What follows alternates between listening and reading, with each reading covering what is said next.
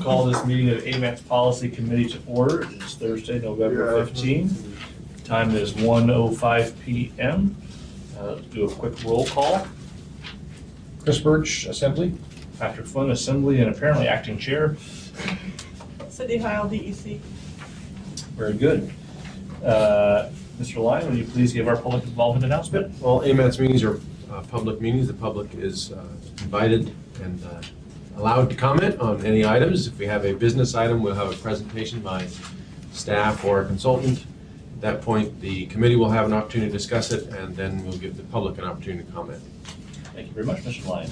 We have an agenda before us. Are there any additions, deletions, or amendments to it? I'll move to approve it. Second. Any objection? Seeing, hearing none, the agenda is approved. We have minutes from May 24. Has everyone had a chance to review those, or do you need a couple minutes? I'll move to approve. Second. Been moved and seconded. Is there any objection? Seeing, hearing none, those minutes are approved. That brings us to our business items. First one is business item 5A, the Anchorage Intelligent Transportation Systems Architecture Maintenance. Ms. Underwood, are you presenting today? Yes, sir, I am. Thank you very much. Thank you, Mr. Chair. This is a relatively simple item, so it's not going to take a whole lot of time, but it's an important one because it harkens back to a corrective action from our last FHWA certification report, and that we should adopt a maintenance plan for our ITS architecture. ITS is Intelligent Transportation Systems by January 1st of 2013. And according to federal regulations, all MPOs are supposed to have an ITS architecture and a maintenance plan.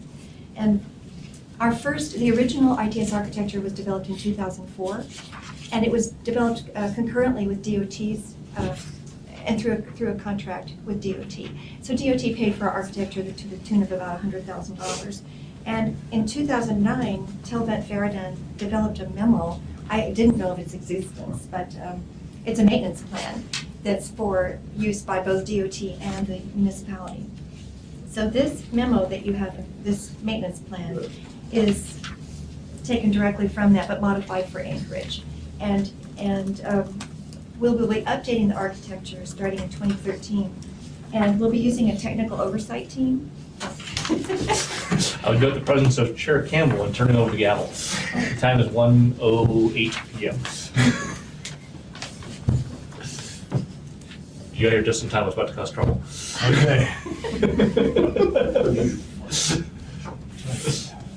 Sorry, please. Go ahead. Well, that's all right. Go ahead. So the maintenance plan just outlines who's responsible, and AMATS is taking responsibility, but there's also some flexibility that we will use stakeholders, we will use a technical team, we can use a panel of individual agencies and a consultant.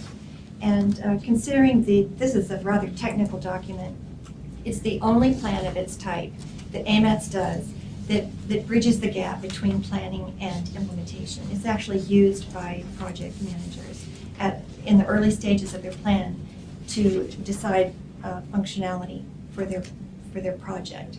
That makes sense.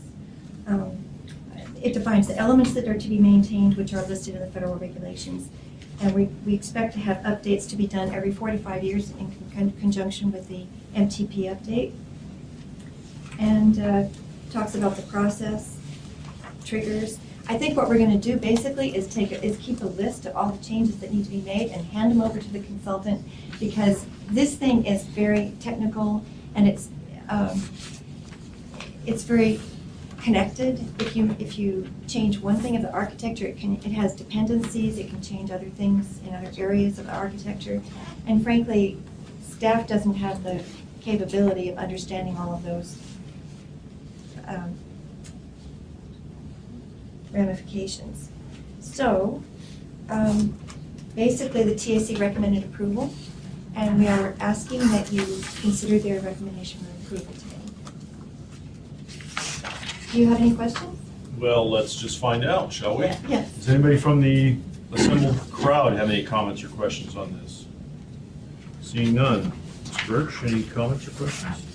That comes immediately to mind. Mr. Flynn? I actually took a look at this prior to the meeting, believe it or not, and I guess I would reflect that yes, it is relatively technical in terms of the systems that are being looked into and the expertise required to connect the dots as you make changes. And yet, when I got to the end, it kind of fell apart for me. Final steps are notify stakeholders and archive files.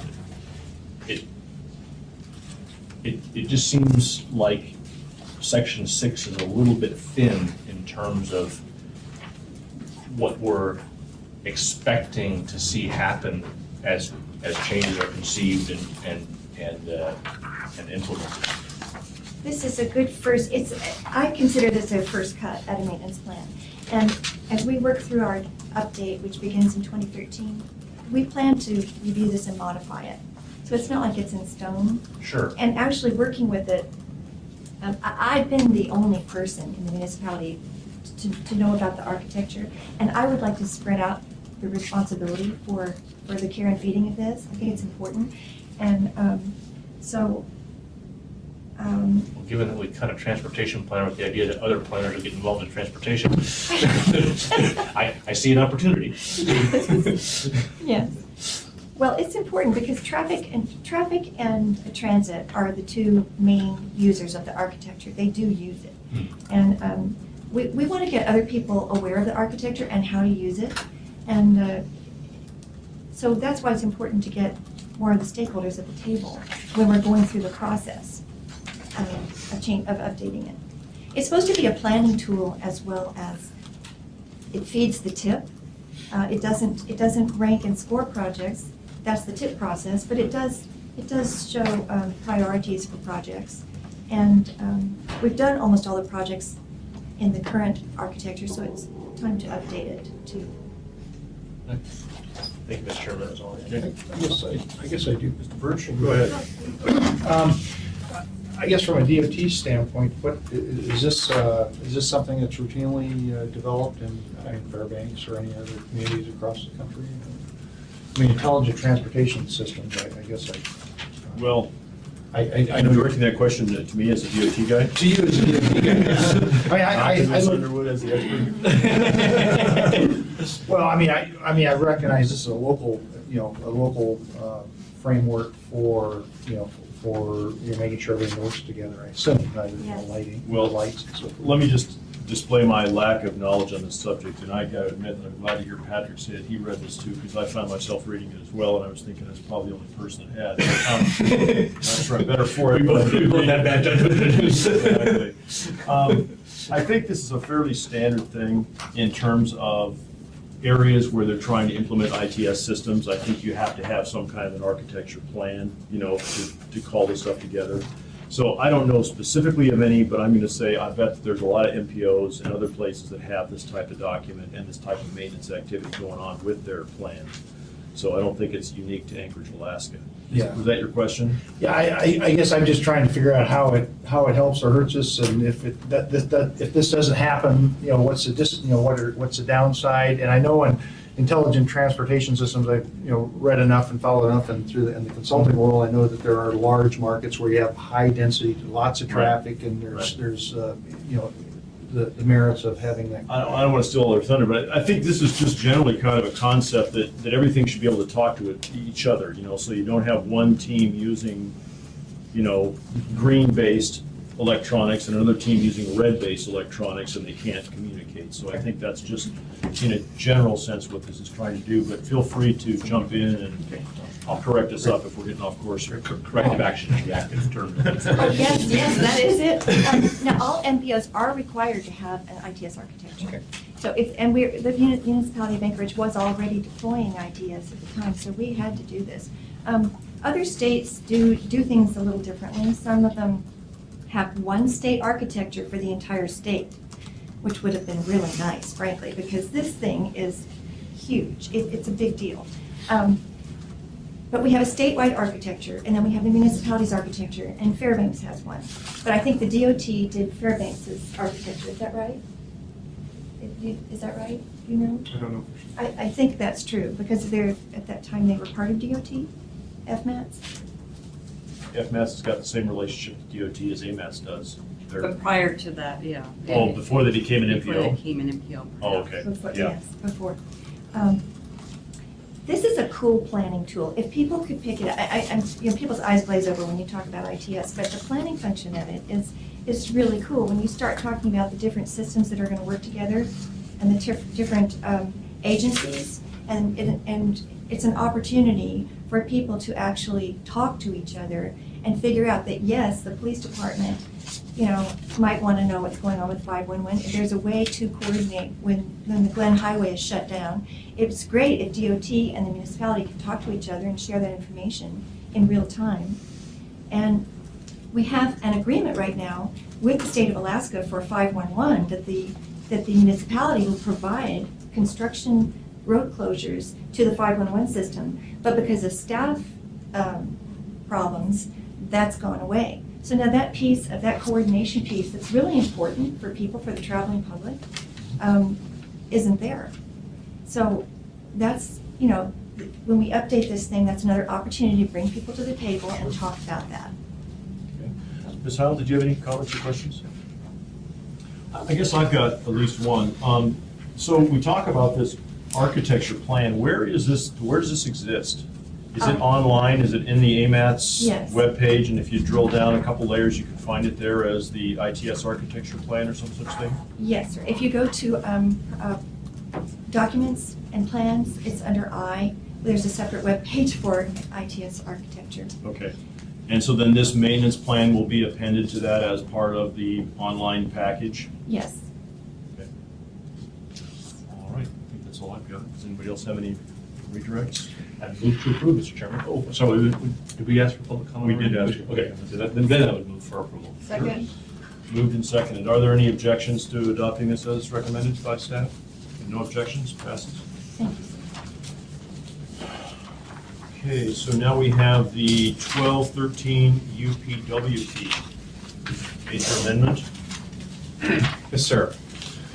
So when we do our work program for the year, we line out a budget and we suggest, dollar figures that we're going to utilize to do the work in each task. The program is broken out into 5 elements and X amount of tasks in each element. At the end of the year, anything that we spend in our program up to 110% of what we budgeted is reimbursed by the federal government. Over 110% is not reimbursed. So what this is a budget amendment to move some funds around so that we don't go over that 110% level. For example, down in the 500 element, which is where we have our main admin support, public involvement, and staff development training, as well as the Title VI stuff, we're about, at the end of the third quarter, at about 95% of our program budget. In the 200 element, we're about 50%. So we have room in the 200 element to move some funds out of there and into the 500 element such that we won't go over the 110% level. The memo shows you exactly where the funds are coming from and where they are going to, but that's the basic synopsis there, and the TAC did review and approve this amendment. Happy to answer detailed questions if you'd like. Okay, well, let's, as always, give the public the opportunity to weigh in first and see if they've got any questions for you. I'm not really sure we have anybody quote from the public here, but, Gary's here. This one got one. Does anybody have any comments or questions on this presentation, potential action? Silence. Mr. Birch, Mr. Flynn, Ms. Heil? Okay, I guess I'm going to make one small comment, and I'm assuming, Mr. Lyon, that task 510, public administration, that's kind of the overhead category, if you will. And so we're essentially moving money out of specific project deliverables into overhead. Yes. Okay. That's all I've got. Surprise is a major amendment, Mr. Chairman. Seems like a minor one. Yeah. Move to approve. Okay. Second. Moved and seconded. Any objections? No objections? Okay, that passes as well. Other business, do we have the public transportation update I do. person? I do. Change chairs on this side. Chairs empty. It's not a routine, and I'm not pitching for anybody. It's an empty chair. I'm gonna sit right here. Okay, excellent. All right, thank you, Mr. Chairman. Your public involvement program suggests that the Public Transportation Department give you occasional updates, and so I provided you a 4-page briefing paper. The first 2 pages are kind of a summary of that I'll highlight, and then the second piece is the municipality of Anchorage has a budget advisory commission, and this is the report findings from that. So I'll just start off with how we're doing right now. The last time we gave the policy committee and AMATS a briefing, we talked about the new fare boxes. It looks like this, public transportation status. Got it. Okay. Should be on the last page, there you go. Slide by you. All right, thanks, sorry. Okay. Last time we were here, we were talking about the new fare boxes that we were about ready to implement and some of the challenges of our snow removal crew. And I think right now our fare boxes have been in place since the middle of June, and they're doing very, very well. We're very pleased at the outcome of that effort. But some of the things the department is focused on right now, if you'll turn to the second page, I'll just kind of highlight kind of the top 10 things. MAP 21, with MAP 21, there are some changes primarily in the Federal Transit Administration's funding categories.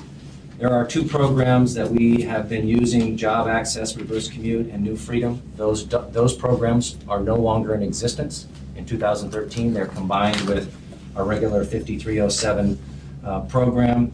The State of Good Repair program that has been competitive grants. We were successful here at AMATS in public transportation, winning grants back to back. That State of Good Repair is no longer competitive. It is a standalone program in the Federal Transit Administration now. Obviously, the performance measures, I think, as this committee discussed a couple months ago, we know what the measures are going to be, we don't know what the targets are yet, and then we will figure out the criteria to work through those this coming year.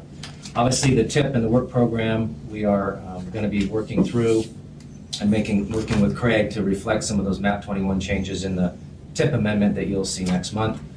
The primary tasks are planning, marketing, and ride sharing. We're on task with everything that we're doing. Our affirmative action, Title VI, all of that stuff is being done in a timely fashion. I'll just note on our ridership. Our ridership right now is pretty steady compared to the same amount of time last year. We're down about 0.5%, but so is the amount of service that we have on the street and the hours and the days that we're providing the service. So I think overall ridership is pretty steady. It's less than 0.5% off. Performance measures. For those of you who may look into the municipality, we keep performance measures for all departments. The things that the department looks at is primarily our on-time performance. And when you consider weather, traffic, detours, congestion, accidents, whatever it may be, our on-time performance is measured within 5 minutes of the scheduled time, and we are about 80% on time within that 5 minutes. So some weeks it's better than others depending on the weather or the new class of drivers, so things are going well there. Our marketing is going very well as well. We hired a new marketing team, and they've recently won an award from the American Marketing Association for a Commute Wisely campaign, and you'll see those advertised everywhere. Our sales are up a little bit, and that helps us on our revenue. The budget, and we were looking at a Plan A and Plan B as before Tuesday, and the Assembly approved Plan B. What that results in is the service that we will provide in 2013 is the same as we will provide in 2012 for our fixed route and our anchor rides.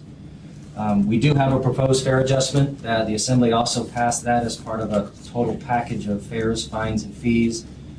For People Mover, it would raise the adult fare one way from $1.75 to $2. And then we have some adjustments in our 30-day passes and our 12-month passes. Again, the fare boxes are going well. And then the reason we weren't here last month is we participated in the transit conference. So things are going very well for us. Bus business is good. And things were some of the highlights in 2013. We're going to be doing an onboard survey as a complement to the MTP update. And then we're looking at doing some work in Midtown and at the Diamond Center.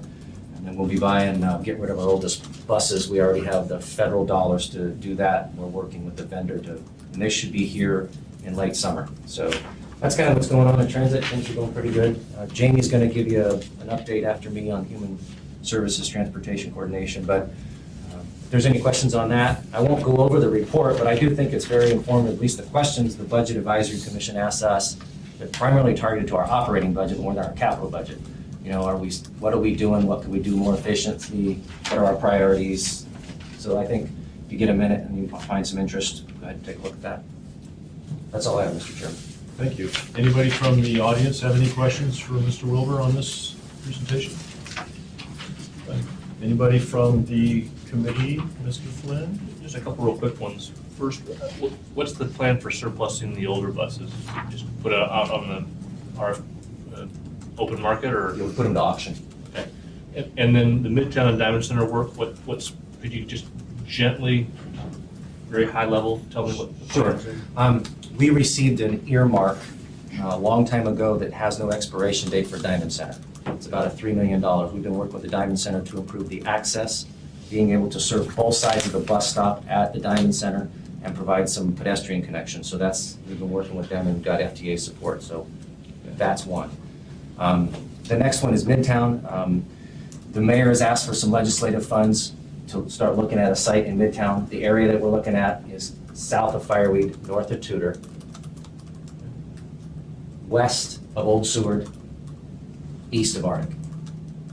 Kind of not that hard of an area. We don't have a site pick, so, and I think depending on whether he does or doesn't receive those funds, we'll figure out what we want to do there. Putting in a new transit center in Midtown makes a lot of sense, looking in the long term. Even look at, we're not gonna not serve downtown. We've got so many clients and people down here, but the hub of our transfer business will be in Midtown. Thank you. Kyle, anything? I've got a few things, Lynn. Sure. Is your, and maybe I can get this by reading, but is your budget basically, you know, the capital side, is it primarily funded by grants, AMATS, state legislature type stuff? Or do you Yes. actually you don't have a capital program per se that's got a revenue source other than those things? That's correct. Using municipal bonding for it too. It's bonding for match. And your operational stuff comes through the municipality as Property tax. overhead type stuff? Yeah. So can you explain the grants that you said you got? And I'm kind of leading in a roundabout way here towards the TIP amendment. Yes. So, Yeah. can you explain when you said you got back-to-back grants and that Sure. can you kind of explain how that led into the TIP amendment and the bicycle thing that's coming at us here? Sure. So in the TIP, we program money every year for bus replacement. We program about $1 million or $2 million. I can't remember what it is. Well, in order to advance that, when we have all that money in place year after year, when that money gets obligated, we match it with other monies, with local dollars. We applied for a state of good repair grant for $1.3 million. We're going to use some of that $1.3 million to advance the bus purchase. We don't have to wait for more federal dollars to come forward. So we have 2011 money, 2012 money, and the 2012 grant money, the state of good repair grant. The combination of those three with the match is the reason we're able to buy these buses this year, not next year. So that $1 million we wouldn't be needing in this federal fiscal year. So does that make sense? Yep. Okay. And so that's kind of a one-time deal, and 2, Right. 3, 4 years from now, the funding stream will be what it is based on the needs for buses and grants and all that stuff. Exactly, and the other reason that we were able to make that move is that after this buy, we will not need to buy any more buses for probably 4 more years, because our fleet will all be up to more current states, and so it just kind of goes in fluctuation. So we'll be able to use those funds for facilities and other improvements that we have, that we need. Okay. And so you didn't need that money internally then, and so that's where this kind of modification. In addition, when MAP 21 came in, the FTA allocation that we received went up. So we had more money in as a result of MAP 21 to meet those needs. Thus, we wouldn't need it in the CMAQ category. Okay. I understand. Thank you. Does that trigger anybody else to have any questions on anything? No? Should be a fun discussion next month, Thanks. Mr. Chairman. You'll be having it at the assembly before we have it here. Thanks, Mike. Yeah. When is that going up? Hasn't been introduced yet, I think, is it? No, it was introduced on Tuesday. Was it? Okay, so we'll have it on the 4th. So next we have our Human Service Coordinated Transportation Plan. He stole some of my thunder. I have a He does. slide explaining the funding sources. Somebody's got to kick me under the table if I'm stepping on Go. No, not you, Lance. Oh. You're fine. So I just have a quick presentation. I'm Jamie Acton, Public Transportation Department, obviously. I'm the mobility coordinator and also the acting transportation planner at the moment. So Jill's gonna run through my slides real quick. So basically in 2005, President Bush presented a mandate that transportation agencies throughout the country would go ahead and coordinate transportation services. And basically what we're going to be talking about here today is anchor rides and how that affects anchor rides as the state identified coordinated transportation provider for the municipality of Anchorage. So he mandated coordination. He told us that we would create a plan, that there would be funding attached to it, and that with that funding, we would develop an open and competitive process. So next slide. You gonna run? Okay, good. Next one, sorry. So coordination basically unifies strategies to expand and improve travel options for seniors, people with disabilities, and low-income populations. So when we presented our plan in Anchorage, we came up with 7 goals, and this is just kind of a quick summary of these goals. Our plan said that we would help enhance mobility, we'd improve communication between providers and agencies, we'd utilize resources and seek new funding sources, hence some of the grants that Lance was talking about earlier. We'd expand options for mobility. We would look at providing service to underserved and outlying areas and provide that service as available, improve safety, and incorporate new technologies. So Anchorage's coordination is identified in a couple places. We have the 2009 Human Service Transportation Coordination Plan that was adopted, and then we have the UPWP Task 157.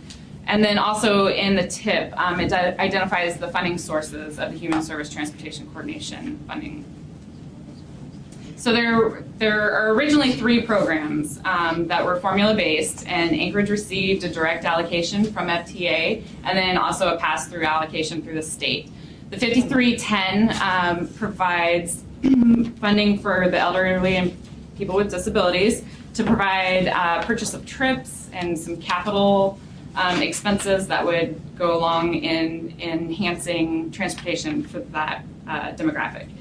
5316, Job Access Reverse Commute, is primarily intended to support employment and employment-seeking activities.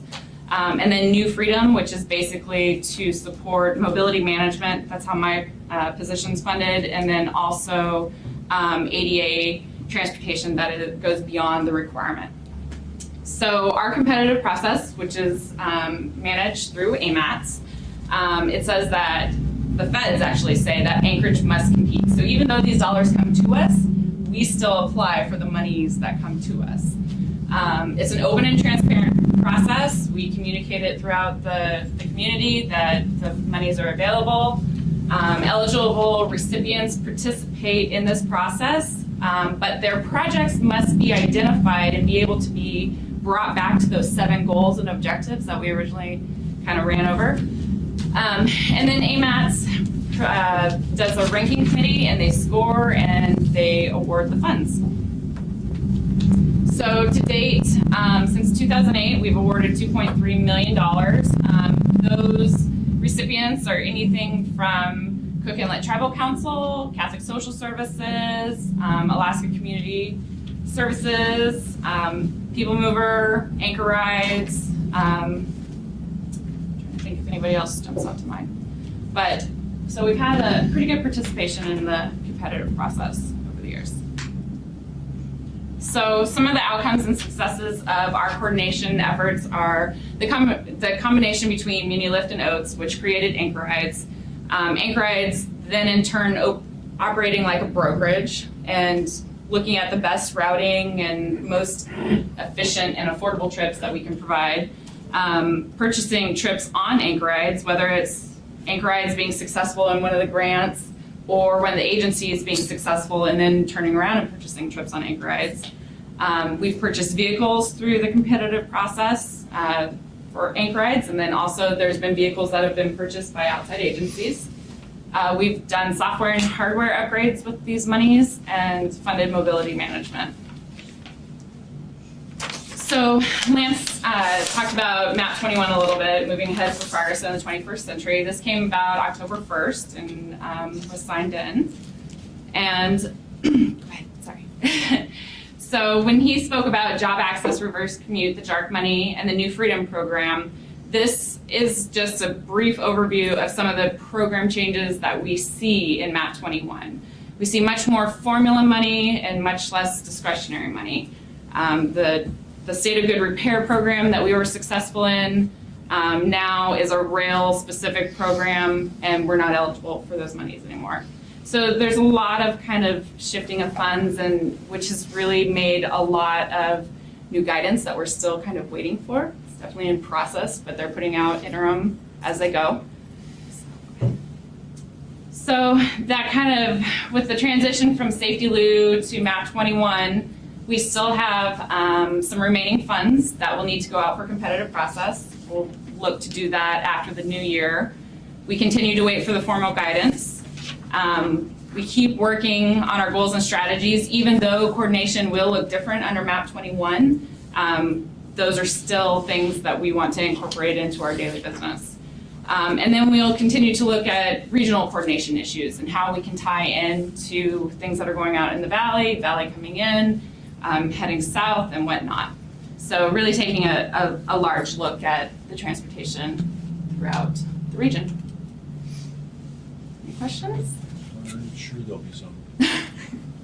From the public? From the Gary? crowd? It's been very quiet today. They saw this about a month ago, Okay. so. Mr. Birch? Good. Mr. Flynn? Kyle? All right, Okay, Mr. it's Cameron. up to me once again. Yes, sir. So in your sense of it, I know that it's kind of ironic that we've got a 2-year transportation bill. They think it'll take somewhere between 18 and 24 months to get To the bill making implement? done. But I think we're all suffering for that. But do you have a sense for the funding levels overall within this program as far as the dollars? Is it going to be the same, more or less, or do you not even really know yet? Well, we do have some of our allocations, especially for the $5307, which the JARC was transferred into.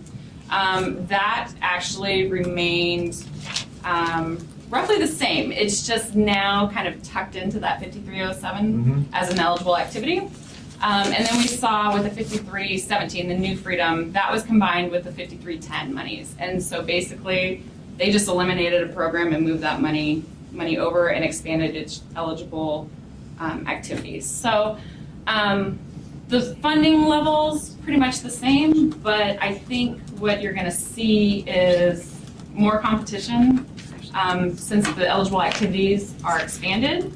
But we're still kind of waiting for that guidance to see, will we be going out for the competitive process? Will we be just programming it into the tip, or how will we be using this money? So that's kind of, but yeah, the 2-year bill with the 18-month implementation Yeah. is kind of tough. Making a lot of people kind of nervous. Yeah. So your sense of it for now is that at least it's probably going to be similar, almost a status quo thing? Yeah. And did I catch that you get both kind of operational money and capital money through these programs? You said your position was funded, and it's kind of a cross between planning and. It's kind of a blend of capital and operations dollars. And it that is ratio definitely- isn't changing in the new bill substantially, or is it? I haven't seen that guidance Okay. yet, really. They haven't All right. haven't quite released that much information, That's always at least good for answer. this program. Yeah. But there's a blend. I would definitely say that it's heavier towards the capital side than it is the operations side. So I think without more guidance. Okay. And then one last question. What's kind of the general dollar value of your program? The general dollar value? Yeah, I mean, just in a. Well, it kind of years, ranges. what, This million, next, 5 million, 10 million? oh, I mean, is it well, 100 million? to date, since 2008, it's 2.3. So every time we go out to the competitive process, I would say I have anywhere from 250,000 to 500,000. So, and each having different match rate ratios. It's either 50-50 match or an 80-20 match. So, So you're talking of hundreds of thousands a year, is kind of your Yeah. scope? Okay. Yeah. All right, thanks. No problem. Thanks for Anything the else? questions. That's it. Okay, we are now at the point in the agenda where we get to hear committee comments. Mr. Birch. I'm speechless. Mr. Flynn. Happy Thursday, Mr. Chairman. Thank you. Sile. No Just comments? 5. Okay, I don't think I have any comments either. So we have got our next TAC meeting is December 6th. Our policy committee meeting is December 20th, and I think we've probably got a couple of interesting things on there. As we talked earlier, we've got the TIP amendment, and I believe we're going to have the air quality issue as well, are we not? That is correct. We'll So that'll be a also, busy meeting. barring any unforeseen circumstances, we'll have the work program for next year as well, for staff. We do have a TAC work session tomorrow from Okay. 9 to 11 at the Permit Center to talk about the work program for next year, so. So the December 20th meeting is looking like we'll have 3 fairly significant action items on it then. Yes. Okay, so plan accordingly, however you want to handle that. Please be there. Without any further ado, I'm going to adjourn today's meeting.